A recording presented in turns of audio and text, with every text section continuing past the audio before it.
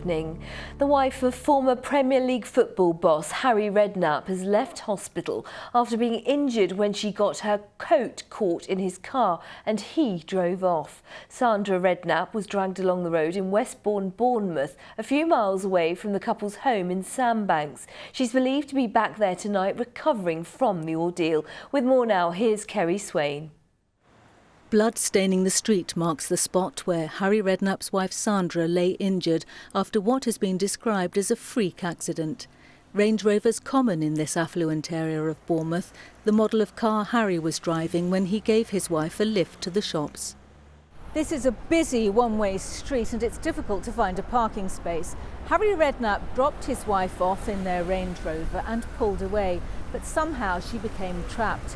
There's speculation that her coat caught in the door. She was pulled over and dragged along the road. I came out, saw Harry with his phone to his ear, bending over, and I was aware that his wife was on the floor because I recognised the red hair. She appeared to be sitting up. What did Harry look like?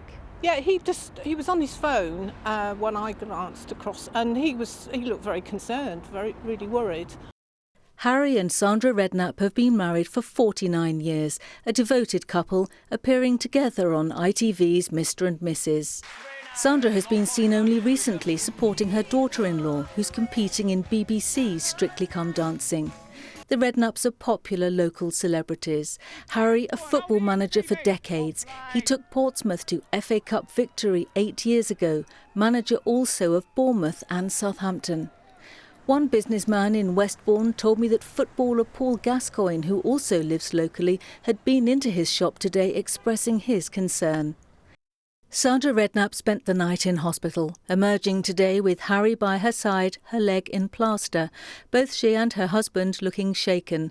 At home in Sandbanks tonight, recovering from a shocking experience for a couple, both now 69 years old. Kerry Swain, ITV News.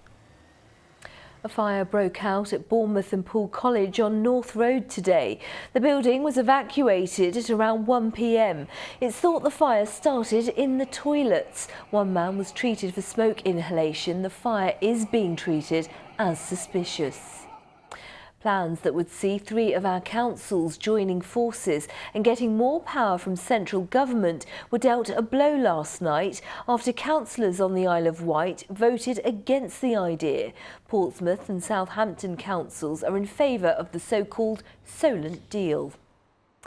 Plans for how Bournemouth's Winter Gardens could be transformed have been unveiled today.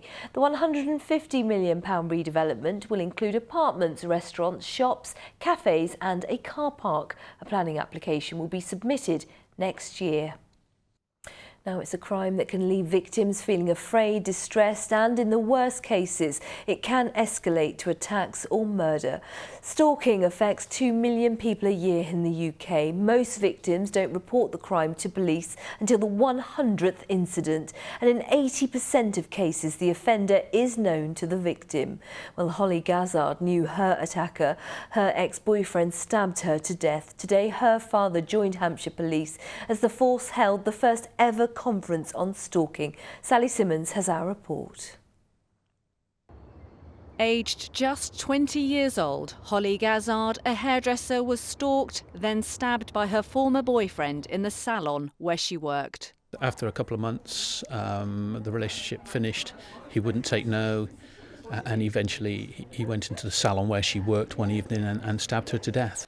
Holly's father, Nick, was today at Hampshire's training headquarters in Netley near Southampton to share his experience with the police force leading the way in tackling stalking. 1 in 6 women, 1 in 12 men will be stalked at some point in their lives. The problem is identifying which cases will turn out to be dangerous. Nick Gazzard says awareness of the crime has improved since his daughter's murder 2 years ago. Since Claire Burnell was shot by her ex-partner in Harvey Nichols in 2005, her mother Tricia has campaigned tirelessly to change the way police deal with stalking. There are, tragically, people who have been stalked and have ultimately been killed by their stalkers. And I think when you look at that level of risk, you can really see the importance of dealing with it well. But alongside that, there are people whose lives have been blighted and destroyed by stalking. And it hasn't ultimately led to them being killed, but it has led to their lives just being complete misery for years on end. The aim of today's first ever stalking conference is to encourage other police forces to adopt Hampshire's approach. By involving experts in mental health, probation and victims, it's hoped high-risk offenders can be recognised before they become violent. Obsessive behaviour is a key factor. For me, it's that persistence of contact. Are they being relentless with it? Has it become uncomfortable for that person to receive that contact? At present, only 1% of stalkers end up in court, but today's message couldn't be clearer. Don't wait till it's too late. Sally Simmons, ITV News, Southampton. Now today marked the final day of a 72-hour walkout by Southern Rail workers, but there are more strikes planned next month. At the centre of the dispute, the new role of guards. Well, today our transport correspondent Mike Pearce spoke for the first time to one of them to see what the changes really mean. My name's Wendy, I'm the onboard supervisor for your journey this afternoon. Wendy is an onboard supervisor, the new job at the centre of the bitter dispute.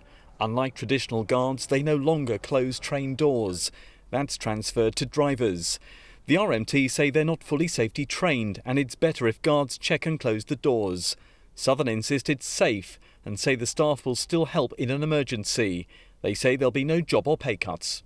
You're not closing train doors like a traditional guard. What are you doing then? My job is basically customer service on the train. That's what I'm here for, to assist passengers with any questions they have, any inquiries they have, any onward planning for journeys. One of the key issues at the centre of this whole dispute is safety, and the RMT saying the role is not safe. Are you safety trained? Can you deal with incidents should there be one? Yes, I can. I have had all the appropriate safety training. I can assist the driver if we need to evacuate the train in a case of an emergency. I can contact the signaller if I need to. Do you think it is safe? I think so. Well, the new way of working gives Southern maximum flexibility to run a train if a second member of staff is not available. They say they will only do that in exceptional circumstances rather than cancel a train, disrupting hundreds of passengers. But the RMT say it opens the door to job cuts in the long term. New contracts for onboard supervisors have been issued to existing guards, and they'll have to accept the new role by January or face losing their jobs. The RMT will say the whole thing is unsafe and effectively it's all about cutting jobs. It's not about cutting jobs and it is safe. We've got more people out on trains than we've ever had before. This is how we're able to put more people back on the Gatwick Express.